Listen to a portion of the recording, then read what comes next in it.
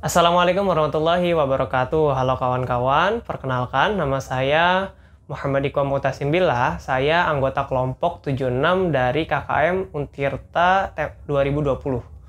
Nah, pada video pembelajaran kali ini saya akan menjelaskan mengenai teks berita.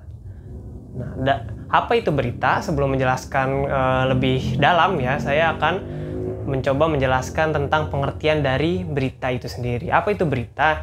Jadi berita itu adalah informasi mengenai kajian atau peristiwa yang terjadi yang disajikan dalam bentuk cetak, bisa cetak ataupun siaran maupun suara gitu. Di radio gitu kan bisa ada pemberitaan juga tuh. Kemudian disampaikan kepada masyarakat. Nah, jadi itu pengertian dari berita itu sendiri. Memang berita kan bisa disampaikan melalui banyak media ya, seperti dari suara misalkan di radio atau dari audiovisual misalkan di televisi seperti itu.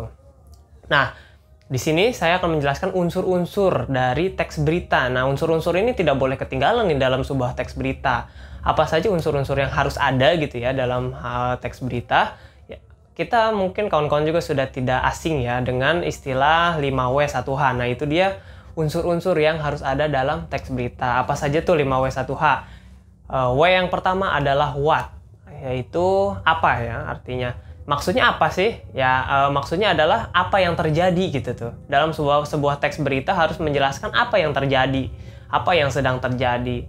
Unsur yang kedua adalah where, yaitu di mana. Jadi di mana lokasi kejadian kan tidak lengkap gitu ya teks berita kalau nggak ngasih tahu lokasinya gitu. Misalkan ada terjadi kecelakaan lah, kalau nggak dikasih tahu lokasinya kita bertanya-tanya kejadiannya di mana, jangan-jangan di kampung sendiri misalkan. Lalu yang ketiga adalah when.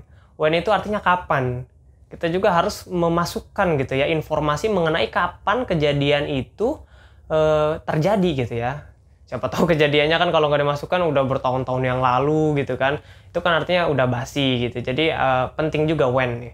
Lalu yang keempat adalah who, siapa. Nah, ini harus juga dimasukkan siapa yang terlibat gitu dalam kejadian ini. Misalnya kalau dalam kecelakaan kan informasi who ini biasanya dikasih tahu tuh plat nomornya gitu yang terlibat kecelakaan berapa. Siapa tahu kan biar orang yang membaca misalnya ada saudaranya itu bisa tahu gitu ya. Lalu unsur yang kelima adalah why. Mengapa kejadian ini bisa terjadi gitu. Itu juga harus ada dalam sebuah teks berita. Nah, yang terakhir adalah how atau bagaimana. Jadi bagaimana kejadian itu berlangsung gitu diceritakan juga dalam sebuah teks berita. Oke, saya sudah mengambil ya salah satu contoh gitu dari media nasional dari liputan6.com. Judulnya seperti ini beritanya, drainase buruk diduga jadi penyebab Cilegon banjir. Saya bacakan ya, nanti kawan-kawan juga bisa melihat di insert yang akan saya masukkan di video ini. Hujan deras yang mengguyur wilayah Cilegon membuat ribuan rumah di 6 kecamatan terendam banjir. Berdasarkan pantauan Liputan 6, Kamis 26 April 2018, genangan air masih setinggi setengah meter karena air tak mengalir di parit yang tersumbat.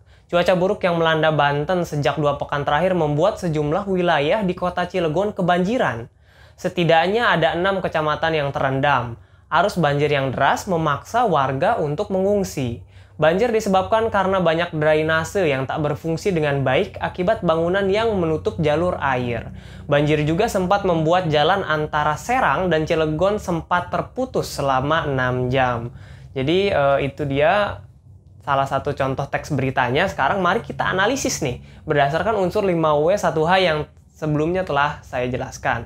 Yang pertama adalah unsur what, apa. Apa yang terjadi? Yang terjadi ya adalah bahwa Cilegon ini terendam banjir seperti itu. Lalu where, di mana? Ya tentu dari judul dan dari isi berita sudah kita ketahui tempatnya adalah di Cilegon. Tepatnya di 6 kecamatan di Cilegon gitu. Jadi nggak semua kecamatan artinya terdampak gitu, hanya 6 kecamatan yang di Cilegon. Ini juga penting untuk dispesifikasikan kan. Jadi kita tidak menganggap Cilegon kebanjiran semua gitu. Lalu when, kapan? Kapan di situ sudah dijelaskan Kamis 26 6 April tahun 2018 gitu. Jadi jelas ya. Kalau kita membaca tahun 2020 artinya kita tahu oh berarti bukan tahun 2020 ini berita udah lama gitu. Lalu who, siapa? Siapa? Ya tentu dari situ kita tahu bahwa yang terdampak adalah warga di 6 kecamatan di Cilegon itu. Seperti itu. Lalu why? Mengapa? Jadi di berita juga dijelaskan bahwa karena cuaca buruk penyebabnya. Karena cuaca buruk serta banyak drainase yang tidak berfungsi gitu. Dengan baik akibat bangunan yang menutupi jalur air. Itu penyebabnya. Lalu how? Bagaimana? Diceritakan tuh. Hujan deras yang mengguyur Cilegon serta drainase yang tak berfungsi dengan baik menyebabkan 6 kecamatan di Cilegon terendam banjir. Warga pun terpaksa mengungsi. Itu jadi diceritakan bagaimana gitu how-nya, bagaimana kejadiannya.